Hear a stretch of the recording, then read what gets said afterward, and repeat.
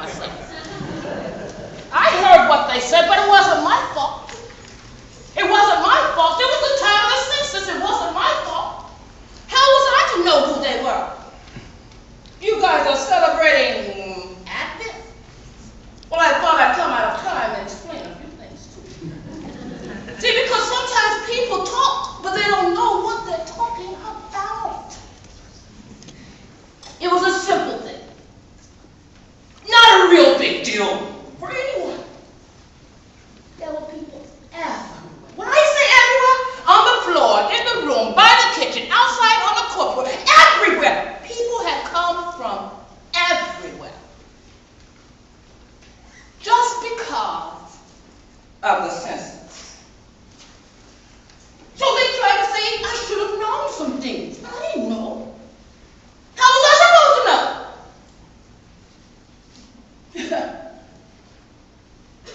I'm a businesswoman, you know. I run the inn. But who in the world was going to tell me that this would be an extraordinary day?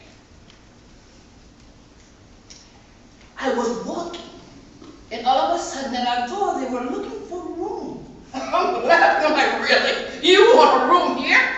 There's no room anywhere. The census, you know. Everybody's here, and we're full too. The young man said, but my wife, she's pregnant. He took a look around, really pregnant. As it doesn't matter, we don't have any room. We just don't have any. He said, well, we need a place. We really need a place. I said, where'd you come from? He says, we come from Nazareth. That's a long way. What do you mean you come from Nazareth? He said, we walked. You walked from Nazareth with... Nah, that didn't happen. Yeah. We're here because of the census. We just need a place. Look, I say, I've got a little something. It's not a big deal. It's a little, oh yes, thank you, he said. I was like, well, let me explain. It's just a stable. It's just a little cage in a hill.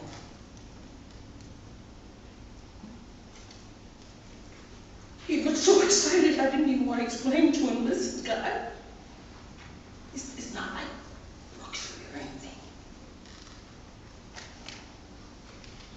All of a sudden, I take them out back.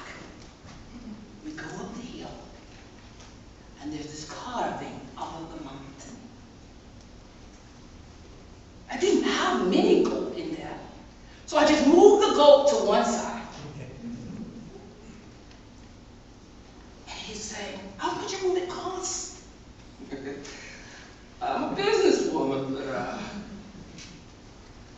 it costs you nothing today. It's a stable. She's pregnant. Ah, nothing.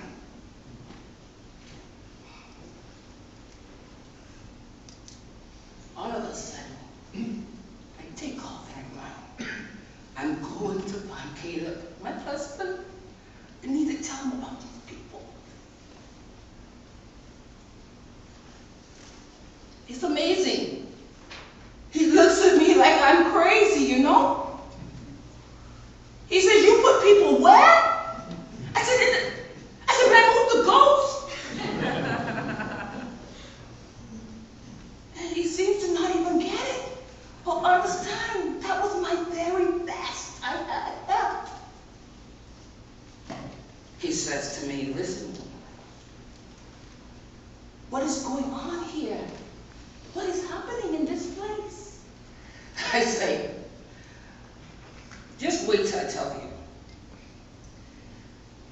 There's a man, he begins to say, thank you so much for nothing. When I looked, I wondered what in the world were they doing here? So far from home, so far from help and everything. Later on, I'm talking to my customers. They're drinking, they're eating their food, you know, it's tight, but hey, everybody's in. Everybody's in, all bills paid. And I say, listen, when my husband came in running, he says, there's people all over the place. I'm like, duh. Of course, it's the sisters. He says, no, that's not what I'm talking about. He said, out back. There's people everywhere. Shepherds all over the place. He says, I like shepherds, really.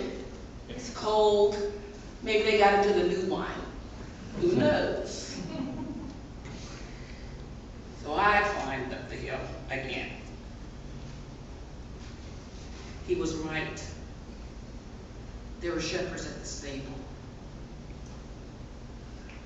I'm still trying to wrap my mind around this.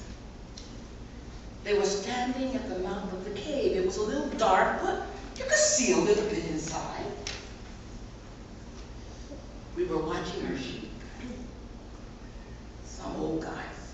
We were watching the sheep, and then there was a light, and then we all followed, and then we, like, what are you saying? They were so excited. I'm really not really getting this.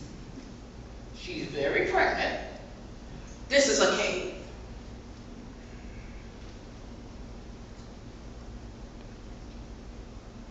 He began to talk about angels singing. Okay. I'm thinking about the new wine again, maybe. It's been a long trip, you know, you're just gonna wine for the evening, maybe, I don't know. He says that they came and they followed the command of the angels. Listen, I've been in business for a while, I've heard a few stories myself. But I could not imagine that he said that they were paying to wait a minute for the Messiah.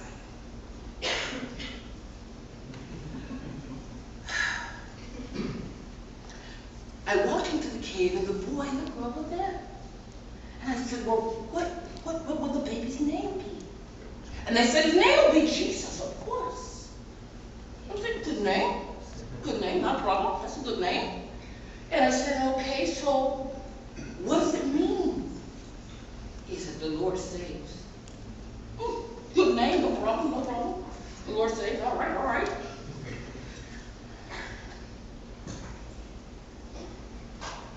But I still hadn't got yet why the shepherds were at my cave.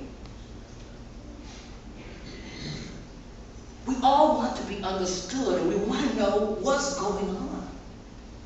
And I was no different. You can't blame me that I didn't have any clue or any idea. They kept saying that an angel told them to come. They kept saying that they didn't understand that they're just here because the Messiah is here. I knew it's strange. I didn't know what was happening, but the Almighty, I tried to figure it out, you know, just wrap it around. And like, okay, God uses insignificant small things and make them great.